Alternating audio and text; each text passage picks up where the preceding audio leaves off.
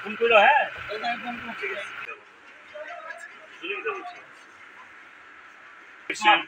যে সমস্যা সবসময় খুব মেনটেন করে চলতে লাগবে। দেখুন, গত পরশুদিন এই চরিলাম বিধানসভা আমাদের সবার পরিচিত দীপশি, সে সংবাদ জগতে মিডিয়ার কাজ করে এবং সে আমাদের বিশালগড় প্রেস ক্লাবের মেম্বারও।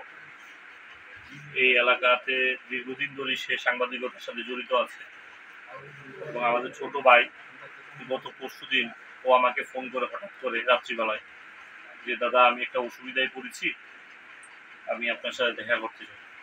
তখন জানতে পারলাম যে তার কিছুদিন আগে সে প্রায় 16-17 দিন আগরতলা জিবি হসপিটাল থেকে শুরু করে আপানিয়াতে ওর পেট ব্যথায় পেটের কিছু রোগের সমস্যা নিয়ে ও ভর্তি হয়েছিল এবং সেখান থেকে সে উন্নত চিকিৎসা করার জন্য সে হায়দ্রাবাদে যাবে আগামী 30 তারিখে।